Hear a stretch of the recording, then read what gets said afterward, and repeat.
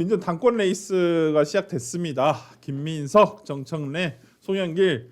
물론 김민석 총리만 오늘 당권 도전을 공식화했어요. 아직 정청래 의원과 송영길 의원은 아직 공식 발표는 없습니다. 근데 김민석 총리가 오늘 광주 전일빌딩 245, 그러니까 전일빌딩 앞에서 당대표 경선을 출마한다고 발표를 하고 내일인가요? 오늘 오후인가요? 이거 서울에서도 한번 한다고 하더라고요. 원래는 당초에 제가 알기로는 언론에 나온 것으로는 그 광주 군공항 부지에서 아마 출마 선언을 한다고 했는데 약간 이 관련해 가지고 조금 바뀐 것 같아요. 이 김석열 최고 보면 이거 오늘 그 김민석 총리 발표한 거 있잖아요. 네. 자기 정치가 또 당을 혼선에 빠뜨리고 있다라고 하면서 정청래를 직격을 했는데 출마 선언문 어떻게 보셨는지? 뭐 이제부터 포문을 여는 거죠. 네, 제가 보기에는 여태껏 어쨌든 김민석 총리가 총리직을 가지고 있을 때만 해도 좀 이런 직격적인 비판은 좀 피해왔는데 이제 당장 지난번에 인터뷰에서 얘기하지 않습니까? 당대표 굳이 2번 할 필요 있느냐 뭐 이런 식의 이야기를 하면서 재밌는 거는 컨텐츠의 내용 그리고 워딩만 보면 굉장히 세요. 근데 그거를 어떻게 하냐면 굉장히 본인은 품격 있게 얘기하려고 노력해요. 그러니까 정청래 대표가 가지지 못한 부분에 대해서 본인은 계속 어필을 하겠다. 정청래 대표 아무래도 센 이미지, 네. 좀 과격한 이미지가 있다 보니까 그거를 잘 숙이고 가려는 거고 또한 지금 이 출마 선언을 하는 장소 이런 것들도 굉장히 신경 쓴 부분이 보여요. 지금 호남에서 어쨌든 이거에 대해서 먼저 발표를 하고 또 서울에서 또 하겠다라는 이런 부분들도 자신의 진짜 이제 지지세가 어디에 있는지를 확인을 한 번 더 하려는 거고요. 그리고 김민석 총리는 사실 총선도 이루어지기 전에 이미 군산으로 이사를 했어요. 익산이죠. 네, 그쪽으로 이사를 했는데 제가 그때도 한번 말씀드린 적은 있는데 이게 단순히 이사가 아니에요. 왜냐하면 전북이라는 지역이 이 민주당 전당대회에 있어서 캐스팅 보트예요. 전북 분들은 또 전남하고는 결이 좀 달라요. 그래서 본인들의 이런 자주성이 굉장히 강하기 때문에 남들이 뭐 찍어야 된다 이렇게 해서 잘 안 가거든요. 그러니까 전북을 노려야 된다라고 생각하고 글로 가신 거고 그래서 이번 지방선거에서 민주당의 초미의 관심은 사실은 부산 북구도 아니었고 서울시장도 아니었고 평택도 아니라 전북이었거든요. 근데 이제 그런 부분들이 봤을 때 이 전당대회에 있어서 김민석 총리 정말 준비를 많이 한 것 같다. 근데 다만 제가 계속 말씀드리지만 지금 조국 대표도 그러고 최민희 의원 뭐 이런 사람도 그런데 총리까지도 대통령까지도 지금 모두 다 전당대회에만 신경을 쓰고 있으면 아니 도대체 민생은 누가 챙기냐는 거죠. 저는 이 전당대회가 나라를 위해서 좀 빨리 끝났으면 좋겠습니다. 예. 왜냐면은 이거 끝날 동안은 아무도 나라를 신경 쓰질 않아요. 그럼 도대체 어떻게 하려는 이런 건지 모르겠습니다. 8월 17일까지 우리는 민주당 전당대회만 하는 것 같아요. 내가 보니까. 누가 돼도 비슷한 상황이 되는 거 아니에요? 요즘 저한테도 많이 물어보거든요. 누가 될 것 같냐? 첫 번째. 그 다음에는 어떻게 될 것 같냐? 근데 저는 누가 되든지 간에 비슷한 상황이 연출될 것 같다 이러면서 하는 게 역사는 돌고 돌잖아요. 그러니까 바로 전임 정부였던 윤석열 정부 때를 보면 윤석열 대통령과 가장 대립하게 서 있었던 게 이준석 전 대표였잖아요. 그러면은 대통령과 대표가 무지하게 싸워요. 그럼 그때부터 엄청난 갈등이 시작되지 않습니까? 아마 정청래 대표가 진짜로 당대표가 되면 그때보다 더 극한 갈등이 오지 않을까? 그러면 이때는 누구의 옳고 그름을 떠나서 파열음이 해결이 되지 않는 상태로 가버리면 그다음 파국으로 가게 되는 거거든요.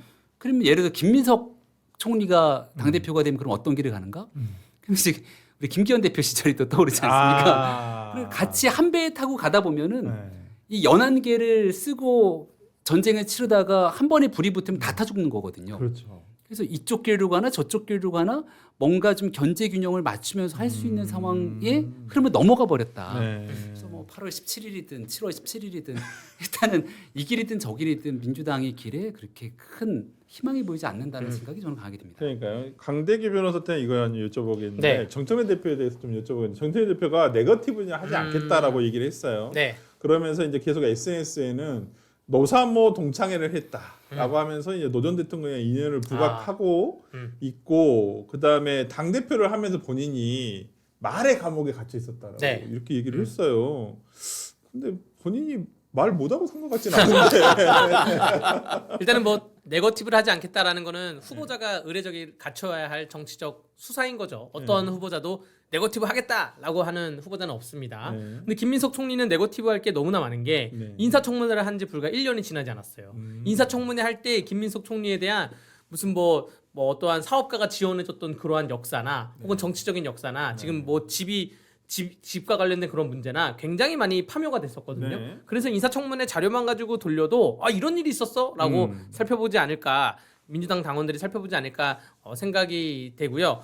그 노사모 동창회를 했다는 건 어떤 의미냐면 김민석 총리가 어떠한 인터뷰에서 이런 얘기를 했습니다. 그 ABC 이론 중에서 지금 정청래가 A를 갖고 가고 김민석이 C를 갖고 가는 느낌이니까 김민석 총리가 나는 단 한 번도 그 김대중 계열을 벗어난 적이 없다. 이런 식으로 인터뷰를 했어요.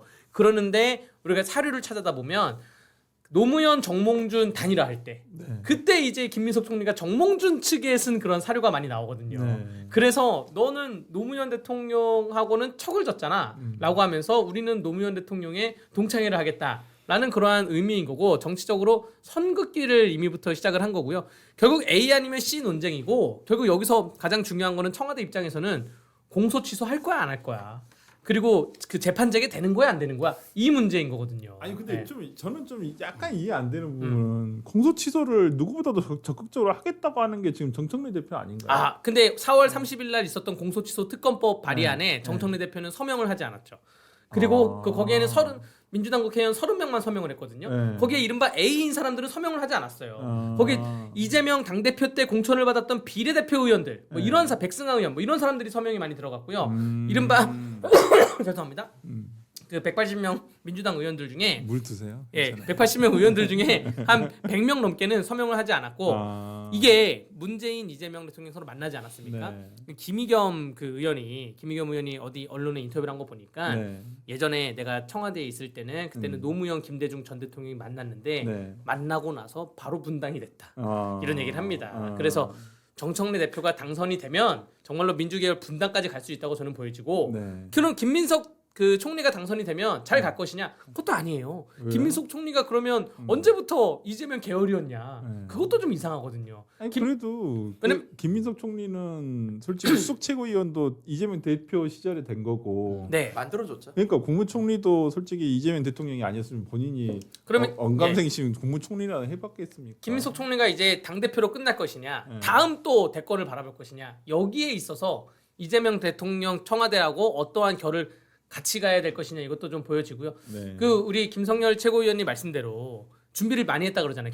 김민석 최고가 김민석 그 총리가 이게 너무나 가슴 아픈 게 그 총리 때 총리를 집중한다기보다는 이 준비한 거에 너무 집중하지 않았냐. 그건 눈에 보였잖아요. 아 이게 너무나 좀 누가 봐도 세금이 아깝다라고 말씀드리고 싶습니다. 내 세금. 예. 저는 지금 김 총리나 뭐 이런 사람들이 얘기하신 것처럼 굉장히 이재명 대통령의 그 보온을 많이 입었잖아요. 근데 항상 전직 대통령이 뒤를 치는 건 차기 후계자예요. 저는 그런 면에서 김민석 총리가 된다 하더라도 공소 취소 쉽지 않을 거라고 보고요. 아까 진짜 잘 짚어주신 게 뭐냐면 공소 취소 그 법안에 30명밖에 서명을 안 했다. 저도 이 얘기 똑같이 했었는데 그때 민주당 측에서 변명이 뭐였냐면 이거 어차피 당론이고 원내에서 하는 거니까 당대표 서명 안 할 수도 있다. 안 그렇습니다. 법안의 내용이 나오면요, 저희가 뻔히 알지 않습니까? 이게 원내 행정국에서 돌려요. 쫙 의원실 돌려서 이 내용 어떻게 하냐면요, 심지어 사람이 많으니까 도장을 받으러 오지 않아요. 그냥 원내행정으로 도장 내 해서 거기서 다 찍어가지고 돌려줍니다. 실제로는 그렇게 해요. 실무적으로 그렇게 해서 180명 쫙 받아서 내는 게 일반적이에요. 근데 이거 30명밖에 안 했다는 거, 이거 뭐냐면 나머지 사람들이 이건 좀 그런데 한 거예요. 거기서 이재명 대통령 측은 굉장히 위협감을 느꼈고, 야 이번에 당대표 내가 개입 안 해가지고 당대표 안 되잖아? 나 예전에 체포동의안 가결시킨 것처럼 얘네들 또 나 배신하겠다. 거기서 위협감이 확 들었을 겁니다. 그래서 좀 더 깊숙이 개입을 하는 건데, 이거에 이렇게 깊숙이 개입을 하면은 후폭풍이 생길 수밖에 없어요. 네. 저는 언제부턴가 대통령의 당무 개입이 너무나 일반화되는 상황이 되는 것 같은데 이렇게 개입을 했다 만약에 성공을 해도 문제가 될 거고 네. 실패를 하면 분당이 가능성이 높아요. 아. 실질적으로 레임덕이 될 수도 있고요. 아니 그렇다고 한다면 예를 들어서 지금 대통령 입장에서는 솔직히 이번 지방선거를에서 가장 큰 판이 바뀐 것은 솔직히 말하면 공소시효 특검법 발의하면서부터 판이 바뀌었잖아요. 네. 솔직히 뭐 대구도 그때부터 좀 바뀌기 시작하고 보수 결집도 그때부터 일어나기 시작하고 그건 진짜 자기는 아무 이걸 지금 정청래 대표 다 밀고 있는 거잖아요. 미루고 있는 거잖아요.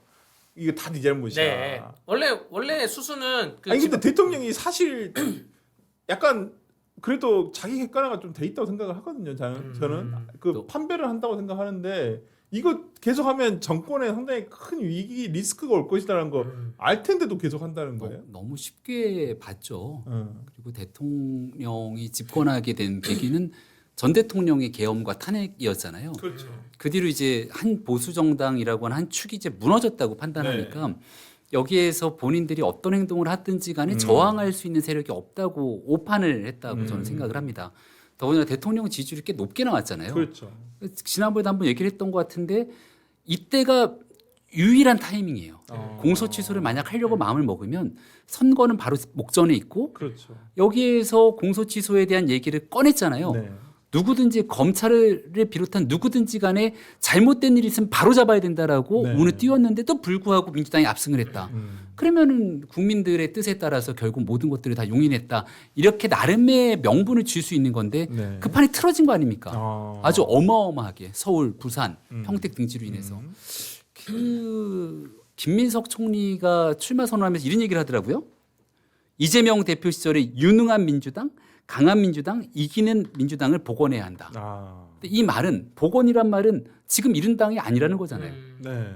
그러니까 지금은 유능하지도 않고 강하지도 않고 지는 민주당이라는 건데 이거를 정청래 대표가 만들었다고 김민석 대표는 김민석 전 총리는 프레임을 걸고 선거 캠페인을 하는 거지만 네. 정청래 전 대표가 보기에는 선거 나 때문에 졌냐? 그러니까. 이재명 대통령 때문에 진 거 아니냐? 그렇지. 지금 이 판단이 세게 붙고 있는 거거든요. 네. 그래서 어찌 됐든지 간에 야당은 여당을 대상으로 함께 경쟁하라는 과정이 여당이 아닌 대통령을 대상으로 하는 네. 거거든요. 그래서 이재명 대통령이 원하고 움직이려고 하는 그 큰 판이 지금 실제 성사되기에 매우 어려운 상황으로 가고 있다는 건 주제 사실일 거라고 봅니다. 그러니까요.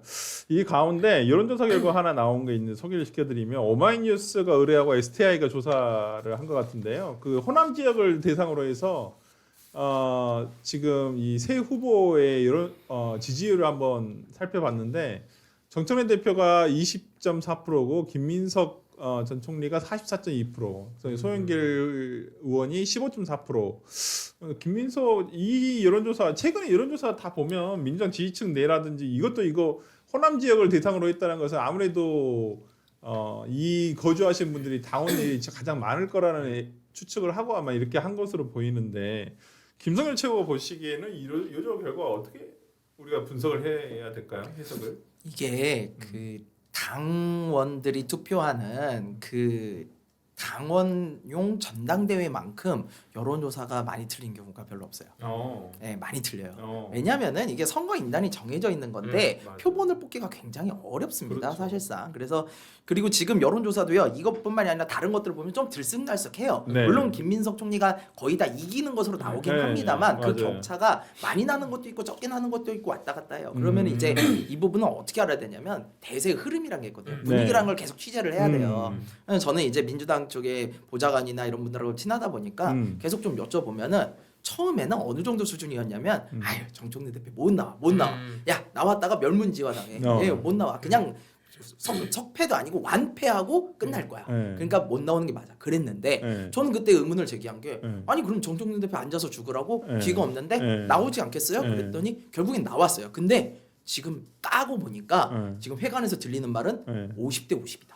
오 그래요? 의원들은 의외로 50대 50이다라는 말이 나오고 있어요. 예. 네. 그래서 이게 대해서 지금 굉장히 친명계에서는 그냥 경계를 하고 있을 거예요. 네. 그리고 또 정청래 대표가 뭐 송영길 전 의원이 말했듯이 전 대표가 말했듯이 그 초청 아니 임명장을 많이 뿌렸어요. 임명장을 상당히 많이 뿌렸어요. 그렇죠. 예, 뭐 부위원장, 정책위 부위장, 뭐 그렇죠. 부대변인 뭐 이런 것들을 좀 많이 뿌렸나 봐요. 네. 그래가지고 뭐 1000장 가까이 뿌렸다는데 조직 선거에서는 이거 굉장히 중요해요. 굉장히 구식으로 보이지만 그거 하나 받은 사람들이요 생각보다 그 우리나라 사람들이 좀 그렇지. 이게 갚아야 된다는 그런 게 좀 네. 있어서 이걸 또 그걸 이용을 해요 네. 실질적으로. 그렇기 때문에 이 선거를 많이 치러본 정청래 대표 그리고 사실 사지에서 돌아온 사람이거든요 정청래 네, 대표도. 그렇죠. 그러다 보니까 저는 만만한 게임은 안 될 것 같다. 그러니까 내부에서 보는 것과 약간 외부에서 이런 여론조사 결과는 조금 차이가 네. 있는 것 같긴 해요. 보니까 지금 뭐 봐도. 아직 한 달 넘게 남았기 때문에 벌써 단정하기는 이르죠. 저도 김성렬 최고위원님 말씀에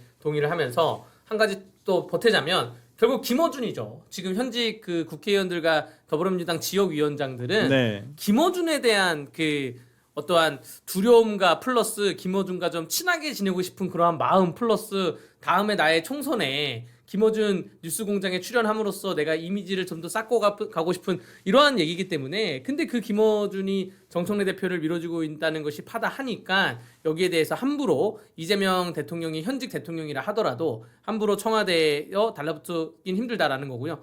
그 더불어민주당은 지역위원장을 250명 지역위원장을 일정 기간이 되면 모두 전체를 제공합니다. 현직 국회의원도 제공모하고 또 혹은 지역위원장들 일 잘하고 있다 하더라도 제공모를 하는데 그 제공모를 하고 그 다시 이어진 사람들이 정청래 대표 때 받았던 사람들이 거의 다 다시 받았습니다. 다시 받았고 말씀하신 것처럼 임명장을 정책위 부의장이라는 임명장을 몇백 개를 뿌렸어요. 본인 당대표를 시작하면서. 그래서 그때 국민의힘의 많은 패널로 활동하시는 분들이 여기 국민의힘에게 전화를 해서 아니 쟤네는 저렇게 임명장을 줘서 뭔가 자기 소개를 할 때 저는 국민의힘 정책위 더불어민주당 정책위 부의장입니다. 이런 얘기를 하는데 우리는 말할 게 없다. 우리는 다 전직이다. 이런 얘기를 했거든요. 네. 그래도 뭐 당이 임명장을 너무 많이 뿌리면 어지러워지긴 하니까 그러한 자정작용을 거쳤는데 정청래 대표는 그러지 않았다는 거죠. 이미 작년 8월에 당선되자마자 네. 올해 8월 선거를 이미 준비를 하면서 시작을 했던 거예요. 네. 그래서 만만치 않을 거다 정청래가. 네.